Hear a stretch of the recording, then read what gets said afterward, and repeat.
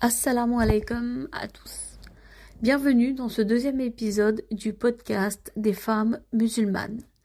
Le sujet de cet épisode est se soigner avec la sourate Ar-Rahman. La sourate Ar-Rahman est la 55e sourate du Coran. Elle est composée de 78 versets et a été révélée à la Mecque avant l'émigration du prophète Muhammad sallallahu alayhi wa sallam à Médine. Dans cette sourate, Dieu s'adresse à ses créatures qui sont invitées à reconnaître les merveilles créées par Allah et à être reconnaissants pour ses nombreux bienfaits. Ils sont également avertis des conséquences graves de la désobéissance envers leur Créateur et sont encouragés à suivre sa volonté pour obtenir sa bénédiction. Sourate Al-Rahman est connue pour sa récitation mélodieuse et sa profondeur spirituelle.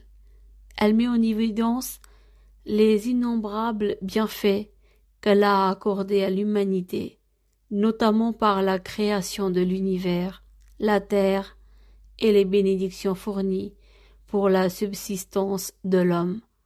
Chaque verset se termine par la répétition du verset « Lequel donc des bienfaits de votre Seigneur nierez-vous » Dans un hadith rapporté par Abu Huraira, notre prophète bien-aimé sallallahu alayhi wa sallam a dit « Tout ce qui est dans les cieux et sur la terre implore le pardon pour celui qui récite la sourate Ar-Rahman. Et c'est le pardon qui est demandé par les arbres et les animaux. » Ce hadith souligne l'importance et les bénédictions de la récitation de la sourate, en indiquant que cette récitation est une source de pardon et de miséricorde de la part d'Allah. Et même les créatures de la nature implore le pardon pour celui qui la récite.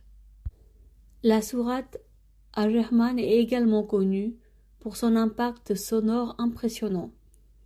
Elle est souvent récitée d'une manière qui met en valeur sa musicalité et sa rythmique, ce qui lui confère une dimension esthétique et émotionnelle supplémentaire. Les récitations de cette sourate sont souvent caractérisées par des variations de ton, de rythme et d'intensité, ce qui crée une atmosphère hypnotique et captivante. Les récitateurs appliquent les règles du tajwid pour mettre en valeur la beauté des versets et leur signification profonde. Les répétitions fréquentes du verset « Lequel donc des bienfaits de votre Seigneur nierez-vous » à la fin de chaque verset renforce l'impact sonore de la sourate, créant une sorte de motif mélodique qui résonne dans l'auditeur et invite à la contemplation et à la méditation. Je vais maintenant partager avec vous la thérapie par la sourate Ar-Rahman. Cette thérapie par le son est pratiquée dans les milieux hospitaliers et dans les cabinets privés par des médecins au Pakistan depuis de nombreuses années.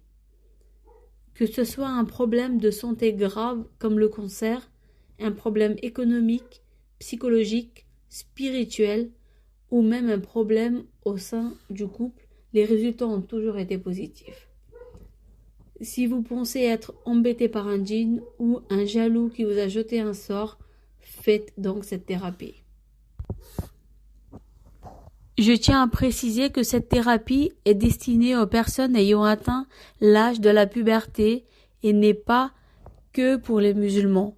Tout le monde peut la pratiquer car la sourate est une rahma, une bénédiction pour les humains. La méthode ou le protocole à suivre est très important pour obtenir des résultats positifs. Il faut d'abord avoir cette croyance envers Allah. Pour les non-musulmans, ce serait envers leur créateur, quel qu'il soit, et avoir l'intention, la niya, qui est très importante avant de débuter.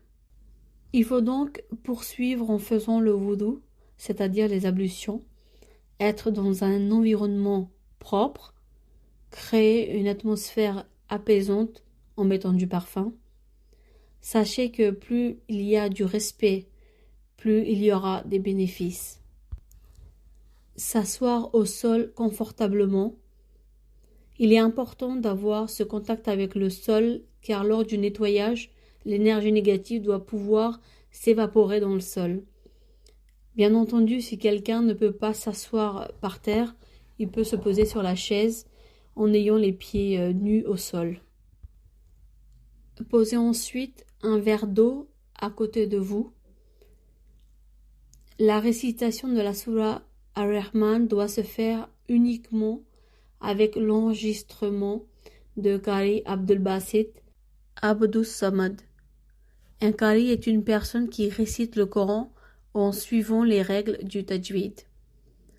Vous devez vous demander, mais pourquoi uniquement la voix de Qari Abdul Basit?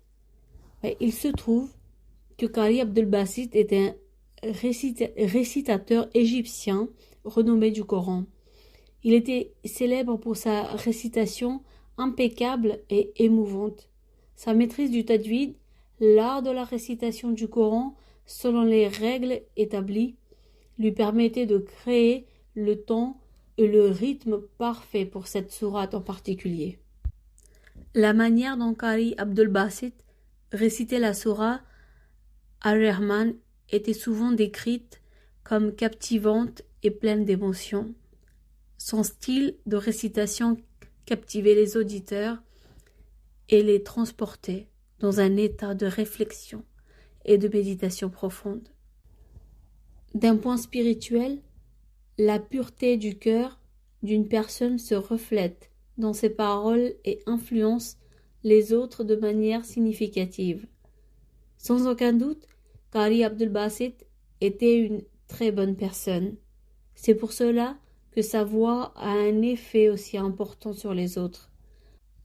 Donc, quand ce Qari bien précis récite la sourate, le résultat est exceptionnel.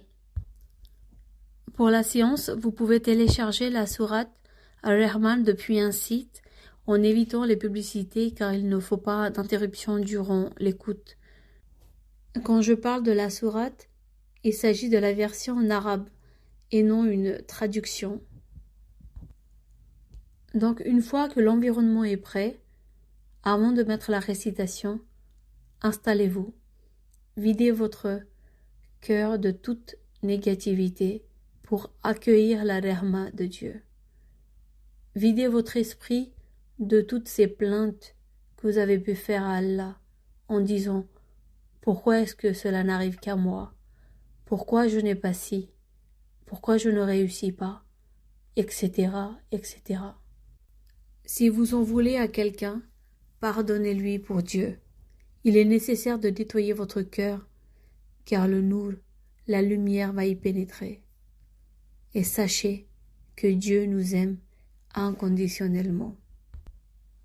Avant de débuter l'écoute, à travers l'intention, vous devez énoncer votre souci en demandant l'aide à Allah de façon très modeste, en prenant le temps et en vous ouvrant à votre Créateur.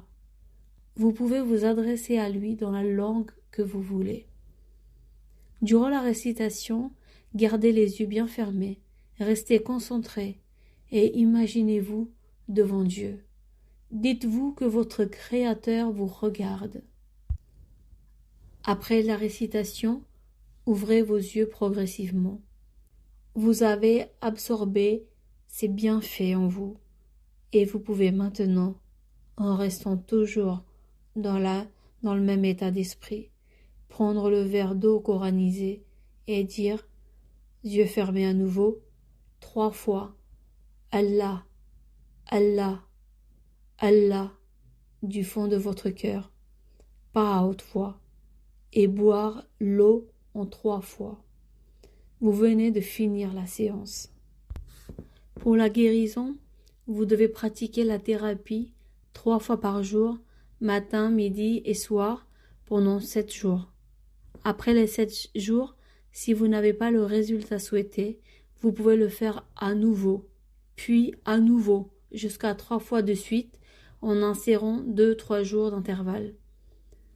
À savoir que si vous avez raté une séance pour une raison quelconque, continuez sans interrompre les 7 jours. Il faut absolument finir les 7 jours.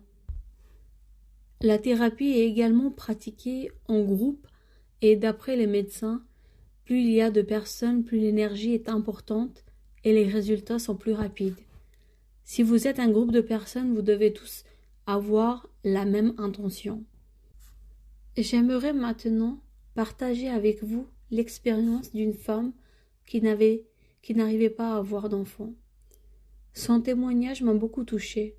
J'ai donc eu envie de le partager avec vous. Elle avait suivi de nombreux traitements dans plusieurs établissements, notamment aux US, et les médecins avaient fini par lui dire qu'il ne pouvait plus rien pour elle et qu'elle n'aurait pas d'enfant. Suite à cette annonce, elle est tombée en dépression.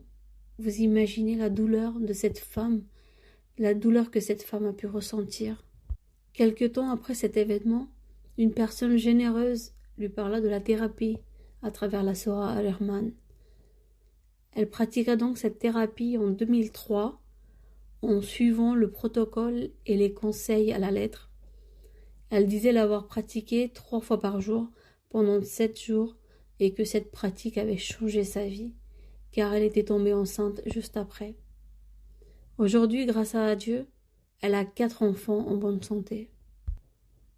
Elle témoigne pour informer et aider les gens dans cette pratique. Et elle dit également qu'une tumeur a été détectée en 2018 et qu'elle a à nouveau pratiqué la thérapie pour se soigner. Elle disait que cette expérience l'avait énormément rapprochée d'Allah. Dans cet épisode, je partage ce que j'ai pu apprendre pour aider d'autres personnes. Si quelqu'un dans votre entourage a déjà pratiqué cette thérapie, je vous invite à partager l'expérience. Merci pour votre écoute. Assalamu alaikum.